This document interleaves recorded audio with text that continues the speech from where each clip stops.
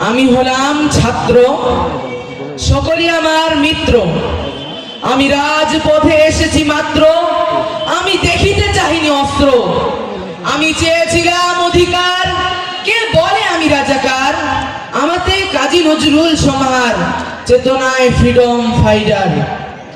শোষণ পীড়ন দমন করে দিচ্ছে শিরে বাড়ি, অধিকার চেয়ে রাজপথে গেলে করছে বুকে গুলি।